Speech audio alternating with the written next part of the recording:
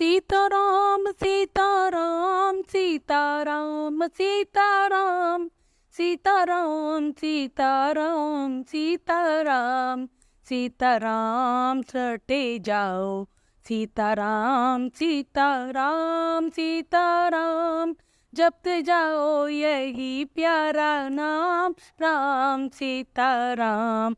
नमस्कार दोस्तों, चलिए मेरे साथ प्रवेश करने के लिए तैयार हो जाइए रामचरितमानस में। जय श्री राम। कल आप लोगों ने सुना कि तुलसीदास जी ने ये राम कथा जो गाई है वो स्वांत सुखाए गाई है, यानी कि अपने मन को सुख देने के लिए गाई है। मित्रों, यह कथा रामायण में एक नहीं 4 जगह सुनाई जा रही है। एक जगह काशी में तुलसीदास जी के द्वारा। तुलसीदास जी कहते हैं कि मैंने ये कथा तब सुनाई है जब याज्ञवल्क्य जी ने भरद्वाज जी को सुनाई थी।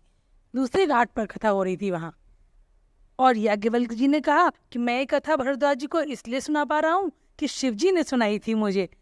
तीसरे घाट पर जब शिव जी ने पार्वती जी को कथा सुनाई तब उन्होंने कहा कि ये कथा मैंने नीलगिरी पर्वत पर काकभूषुंड जी के मुंह से सुनी थी। आपको पता है काकभूषुंड जी कौन है? कौवे के रूप में बहुत बड़े भक्त हैं। पहली जगह पर तुलसीदास जी ने रामकथा को पता है किस चीज का नाम दिया है? कामधेनु गाय का और संजीवनी बूटी का, जिसे रामकथा को पढ़ने से सारी मनोइच्छाएं पूर्ण हो जाती हैं। और दूसरे घाट पर याज्ञवल्क्य जी ने भरद्वाज जी को रामकथा सुनाते समय कहा है कि रामकथा माँ काली के समान है, जो कि आदमी के बहुत बड़े से बड़े मोह का भी नाश कर डालती है।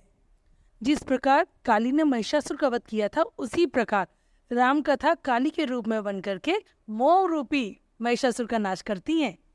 और तीसरे घाट पर शिव जी ने पार्वती जी से कहा है कि कलयुग के विकार को नष्ट करने के लिए राम कथा कुठारी के समान है और राम कथा एक सुंदर ताली के समान है। जिस प्रकार एक पेड़ पर बैठे हुए पक्षियों को उड़ाने के लिए जब आप एक ताली बजाते हैं तो सारे संशय के पक्षी उड़ जाते हैं, उसी प्रकार राम कथा का पाठन करने से आपके जीवन के सारे संशय स्वयं ही दूर हो जाते हैं। और चौथे घाट पर श्रोता ने जो कथा सुनाई है, काकभूषुंड जी ने सुनाने की कहा है उनको गरुण जी को, लेकिन वहाँ गरुण जी ने स्वयं ही कथा सुनाने लगे हैं। जय श्री राम। आज के लिए इतना ही।